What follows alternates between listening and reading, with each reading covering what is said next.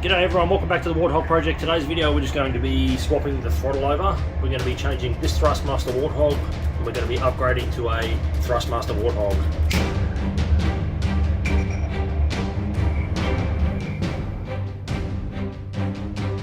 Okay, so here we are in the jet. Beautiful sunrise over the Sinai map. What we're going to talk about today is this throttle. So this is the Thrustmaster Warthog Throttle. It is a fantastic bit of kit. It is not broken. I'm upgrading it only for my own reasons. If you look at this photo here, you'll see what this Thrustmaster throttle and a real A10 throttle look like. You'll see there's a massive size difference in the handles. That's because this throttle here is designed for obviously desktop PC use. They didn't make it this tall because it'd be a bit uncomfortable if you're on your desk playing computer games like we all are. However, the problem with that is when you're in a sort of cockpit like this one, it's a little bit too short. It's basically down below my legs, so I'm sort of reaching to get to it, and it makes getting the sensors, switches and stuff on the back here a little bit difficult sometimes. I originally was going to try and source a real A10 one, but I can't do that in Australia because they won't export them out of the US. I was planning on completely redesigning my own, so using some really awesome photos somebody gave me of a real one to just make my own from scratch. But I managed to find a bricked throttle, so I bought one from Oz Dead Meat on the Twitch stream one day. He had a broken one. Basically all the buttons on the right throttle of his stopped working, and I didn't need the electronics anyway because I just needed the handles and parts. So what we're going to do is I'm going to 3D print some new handles to get it up higher. I'm going to replace these faceplates only because you can see the whole cockpit is matte black except for these ones are gloss black. I also need to replace this EAC switch with a magnetic one, and I'm also going to go over the Slew sensor. This is the Delta Sim one. I found an alternative to that, so we'll jump on the workbench and we'll get that one installed as well. Okay, so here we are on the workbench. This is the throttle that's been in my cockpit for a very long time. It's already had the Delta Sim upgraded Slew sensor. It should be noted that the new Warthog throttles that are shipping nowadays already come with this installed. So Thrustmaster made their own much better one. It only took them 15 years, but they finally got around to updating it. The other thing we'll be replacing is this pinky switch. So this is a known point of failure in these throttles. Again, I've heard that Thrustmaster are putting a stronger part in it now. So the Delta Sim upgrade here was very, very easy to put in. If you check out my other video, you'll see how I did that. The problem with these now is the cost. So shipping to Australia, I think they're about £50 at the moment, which is a little bit over 100 Australian dollars. And then with shipping, it ends up being $150 Australian to get one of these. So obviously I've got the second throttle now. I wanted one of these. So I was actually looking on AliExpress to buy parts to build my own and 3D print my own. And I ended up finding this, which is the exact same thing, but a Chinese knockoff of it. All right, so here is a comparison between the Delta Sim Thrustmaster Warthog Slew upgrade and a no-name brand AliExpress one. You can see that they are essentially the same thing, slightly larger footprint on this one, but they're both resin 3D prints and they're both sort of plug and play units. This one has a much shorter cable and is glued on. This one has a JST extension cable with a JST plug on it. They essentially do the same thing. The only considerable difference is these are different shapes. I actually prefer this one to this one. Although from memory, I think this might have come with a selection of different types you could try. Also, this piece is 3D printed on the Delta Sim one, and this is just a laser cut piece of solid acrylic. Look, they essentially do the exact same thing. They feel exactly the same, although the Delta Sim one feels a little bit looser than this one. This one feels really tight. That's what she said. But to Australia, $150 and $60 to $70, so you save a bit of cash if you get this one. Again, I wanted to say that this upgrade is not necessary if you're buying a new throttle because Thrustmaster has recognised this problem and it now comes standard with this sort of Slew sensor instead of that terrible Nokia phone one. Anyway, let's get back to upgrading that throttle. You'll need a whole bunch of parts that I 3D printed. All of these files are on my website and available for download now. So these are printed out of PLA. It's just a prototype at the moment. My plan is to eventually get them milled out of aluminium, but we'll see how it goes in the PLA first. I might even try printing them out of ABS and maybe 100% infill or something ridiculous like that to see how strong we can get them. So you need one for each handle. You also need some bolts. I think these are about 12 millimeters long. So you need 4 12mm bolts and You'll also need some JST connectors. So when I open it up, you'll see the cables on the throttles. You just need to make some very small extensions. You can buy these kits on Amazon. They're relatively cheap. Make your own cables. You won't need to cut or anything. So what we'll do now is we'll open up this throttle and I'll show you how to disassemble it. So basically, the bolts on the bottom here need to come off. So you'll find that there is weights in there. I removed the weights from mine a very long time ago because it's firmly bolted in the cockpit, so I don't really need the weights.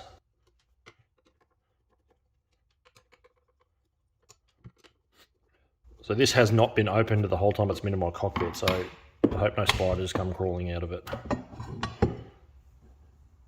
That's all the sawdust from when I was modifying the throttle. We'll get some air in there and we'll blow all that out, I think.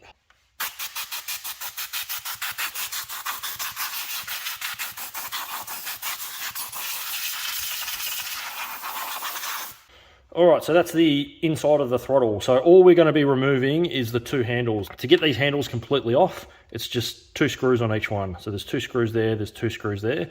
You obviously need to unplug the wiring.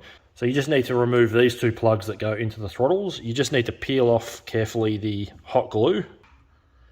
Just peeling off the hot glue.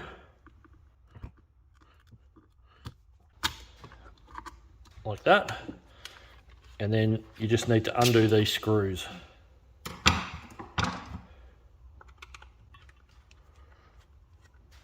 So be careful when you undo these because there is a spring underneath it.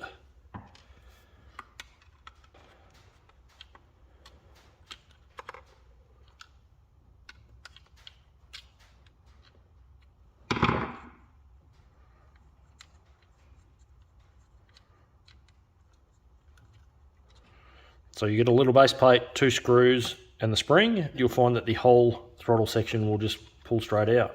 Just be careful your cable doesn't catch on anything.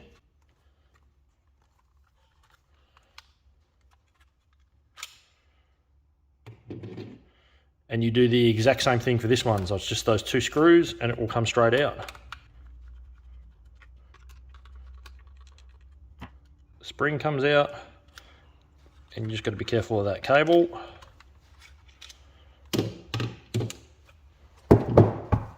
And now your 2 handles are free. Alright, so this is the left small throttle. To disassemble it, you just need to undo these 2 screws and the 2 large screws in there.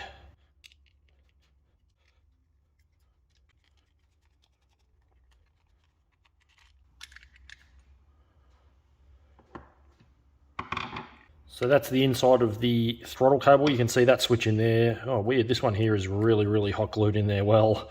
The other one that I swapped had no hot glue on it. Alright, so once you've got it assembled, this other side here will just fall straight out and you'll see that there is 2 screw posts that are loose in there. Oh, that's the throttle locking piece and the 2 posts on this. That one's held in with glue. So this switch here is what we're going to replace. Peel all this hot glue off. So I accidentally just broke the cable trying to get the glue off, but you can see that it was red, brown, black. So red is at the rear where the notch is, brown and black, red, brown, black. So you grab it with the pliers and twist that nut off.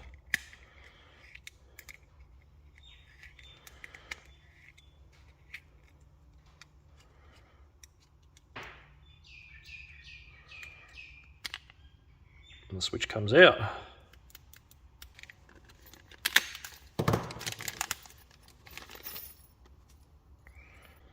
Alright, so this is the new one. You can see how nice and positive the click is in it, as opposed to the old one.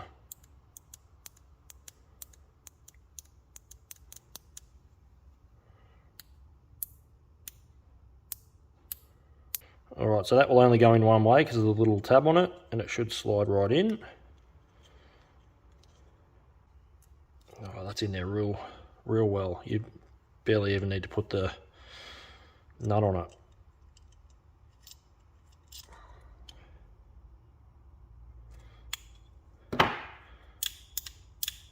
Beautiful. So now all I need to do is attach these cables, and it was red, brown, black. I don't know why this one had so much hot glue on it. The previous one I didn't have that on it, so I'm just going to cut the cable and have a nice fresh join on it, I think.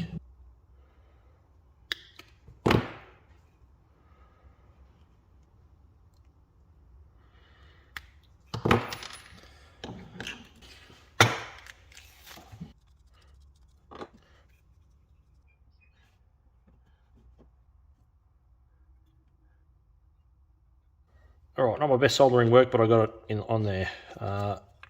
This just needs to get replaced. Cable gets run down this little slot here.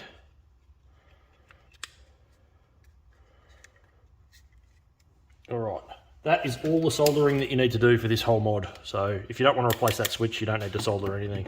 We get our posts and we put them back on.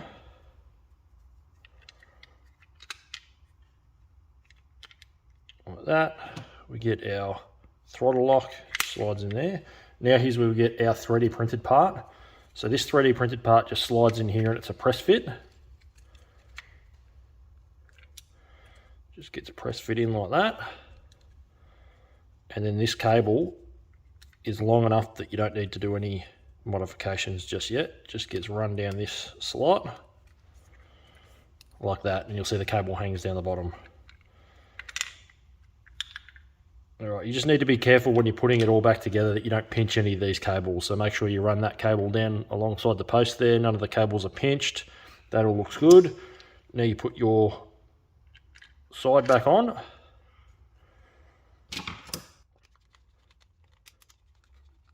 Alright, and that's the extension in. You can see that those holes line up with the holes on the extension. Now you get your cover plate, which is this thing here. Make sure the cable's not pinched and the cover plate sits on top.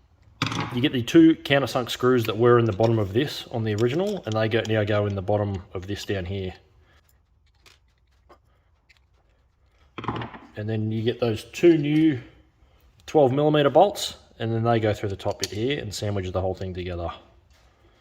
I've used sort of button head Allen key ones, but you can use just normal Phillips head if you want.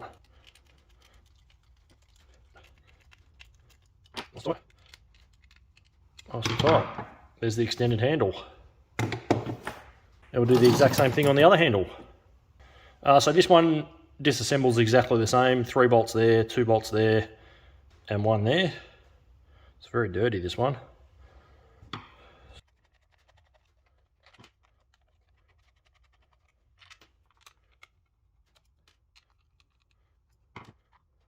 Alright, so now you would get your 3D printed part. This one's got a little bit of a hook in it where it hooks over the top there. So you make sure you're not cramping any of those cables, and it just gets press fit in the same manner.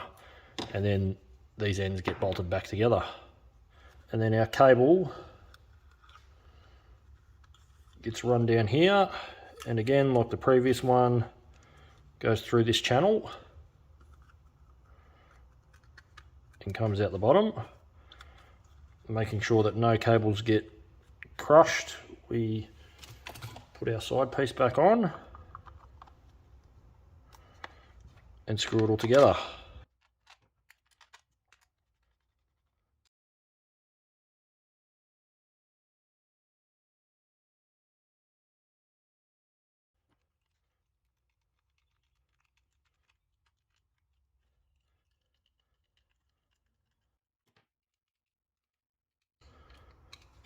And there's our extended handle. You can see that they are now much longer. Alright, so here's the sort of size difference between the two. This is the 3D printed extensions. None of the cable inside the actual handles has been changed. The extensions sort of occur outside the handles themselves and inside the throttle base, which means once you bolt this together, you should never have to open it up to deal with a loose connection or anything like that. You can see that this one's got the Delta Sim upgrade. This one's got the AliExpress special upgrade. All right, now we'll go back to the base. Base plate should be really easy to take off. It's just the Phillips head screws on the front here. And these are actually held on with double-sided tape as well. So depending on how old your throttle is, they might be a pain in the ass. Although I've found that my very old throttles, it's like the double-sided tape's deteriorated anyway, so they just pop right off. You just need something to sort of get up under there. You just got to prise it up from the corner.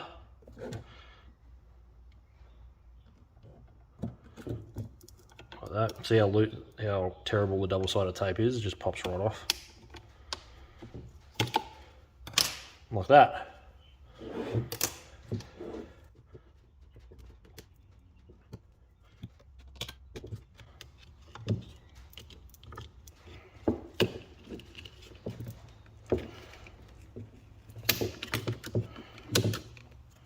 and that's how the top plates come off. You can see that. Weird. I've never taken these top plates off ever before. Alright, so now I'm replacing these two with ones that are much more realistic, that look something like this. So that's the original one, and these ones here just slide straight over the top. That's the original one, and this is the one that I've made. These files are again available for download. I've made some slight modifications to it, and you'll see why in a second. You see that this is just a really thin, sort of 1mm thick piece of acrylic, whereas this one's a lot thicker, a bit more realistic. It's also got this larger section here, so I can put some rubber seals on it, and that will make sense why in a second. But this just drops right on, and the Phillips head screws go straight into it. I've also got a more realistic cover that goes over that. It's supposed to stop you knocking it. I just don't have the text done for that yet. You can see I've got one here, however I've only got, these are resin 3D prints. I only had clear resin, not white, so the labels don't look very good. But once I get some white resin, I'll fix that one up. For now, I'm just doing no labels. So these just go on like that. But before you bolt that one down, you just grab this here. So this is just some rubber strip, and I've just sort of made that so it goes in those gaps underneath. So that sort of rests like this. And then this one's got cutouts for the LEDs and rests like this. So you just got to be a bit careful when you put it on.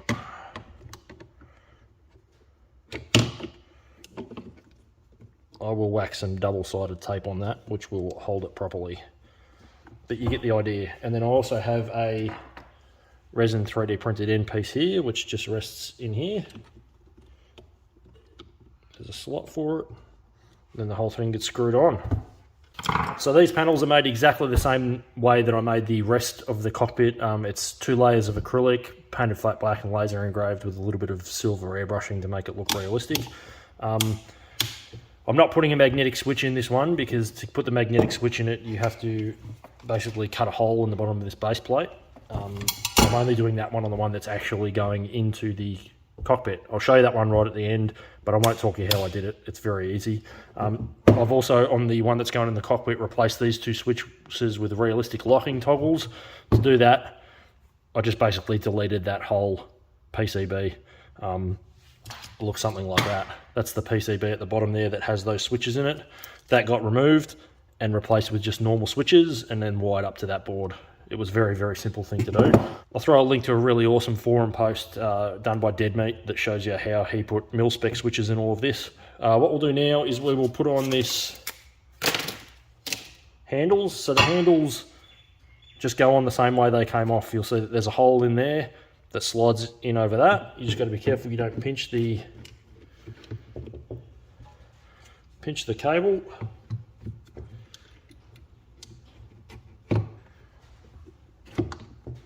And then they bolt on the exact same way. So you can see now that there's the 3D printed parts. You just grab your spring, pop that in, pop that over the top, and the screws. It's a bit hard to do one-handed, bear with me.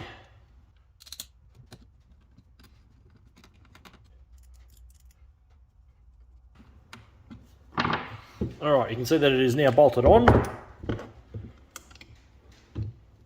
Alright, and I just realised that I've put the wrong cover on each arm, so the afterburner indent's not working. That's alright, I just put the left one on the right throttle and the right one on the left throttle. It'll take 2 seconds to fix that. Alright, so now it's on the right one. You got to remember that that should be the same as on that side. All it's doing is extending it. Alright, so let's get this back on this. Alright, there we go, now it'll work. You can see it's got the indent, and you have to lift over to get to idle. Now you can choose to use the normal piece in there, or you can use this piece, which is just a laser cut piece of acrylic that I did with some rubber on it, and it goes on like this.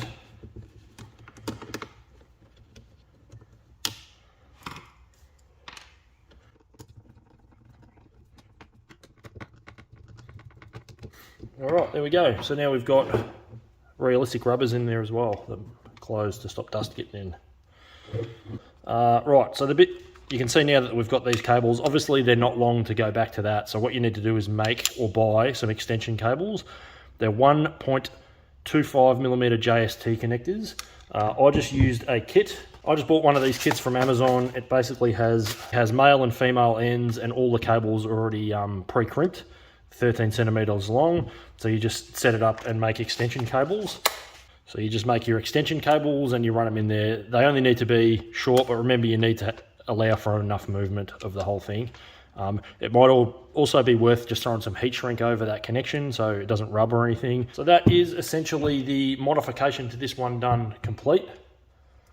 New faceplates, taller handles. You can see that they still lock together if you're that way inclined. Full range of movement. The afterburner indent will still work. That's basically it. Again, I don't recommend this upgrade if you're using it desktop because it's a little bit tall and wonky.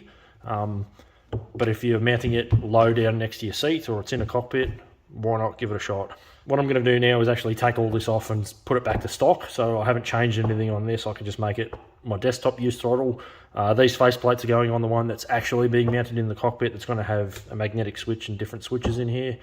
And then we'll compare the two side by side. Alright, so here's the throttle that has been in my cockpit, now back to standard form. You can see that I didn't drill any holes or cut any cables and the whole thing works as normal. And here is the modified one that is going into the cockpit. So that's the two sort of combined. You can see obviously this one's got a much larger handle. This one's also got a hole cut in the bottom of it where there is a magnetic switch. It's not pretty, but it does the job. So the only cables coming out of it are these two for that magnet, which the magnetic switch is on. That's going to go to an Arduino that's already in the cockpit, so no further Arduinos needed. And you can see that that lever is that magnetic switch. So the Arduino will tell it when it needs to be on, and when the switch flips, it'll let it go. I swapped these two switches with NKK locking ones. I can't afford mil-spec ones, so at least they're cool locking ones now. The plates have all changed, as you can see, a little bit of weathering on them to make them look better. Obviously painted it grey, so it matches the rest of the cockpit now. It sort of looks like separate panels. You can see the 3D printed switch guards there. They're done on the resin printer, that thing and that thing. Painted and weathered up and just bolted on there to look good. Anyway, that's time to get this in the jet now. You can see that it works as normal. The detents work, so the idle detent and the push forward detent, and then if you put the afterburner detent in there it will work as well, but obviously I'm not going to have an afterburner because it's an A10. And you can see the massive difference in size. That's what she said. Alright, I think it's time to get this thing in the jet and we will see how it flies. Alright, so here's the new one in the jet. Everything works and I think it looks pretty good. We just have the lights on so it really doesn't look so grey. You can see why I painted the base of it grey so it matches the rest of the cockpit, and with the matte black tops it looks really good. I'll just jump in the jet now and we'll try out the magnetic AX switch, but I think it looks like it belongs there now. Alright, so we'll do a quick test of the AX switch. If I flick the monitor test switch, you'll see all these magnetic switches, as well as this one now will reset. Warning, autopilot.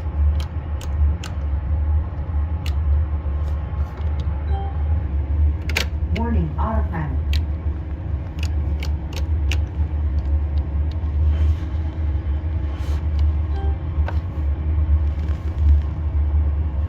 And then these toggles here are now locking toggles. You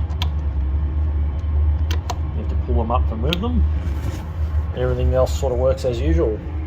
So it's going to take a little bit to get used to having your throttle hand this sort of high, as opposed to what I'm used to is sort of down here. But it's much easier to reach the sensor slews and that sort of thing.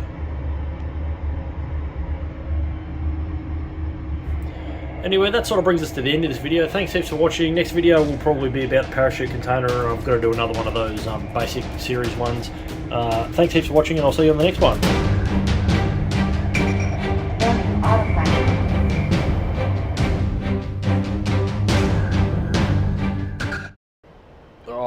look at that. I brought a cluster bomb too. Holy shit. I'm going to put a cluster bomb right there. And it's going to be glorious. Holy shit. Can we just all appreciate this target for a second? There's our release queue right there. And Pickle. Bombs away. That bomb's dropping from 22,000 feet, so I hope it hits. Oh.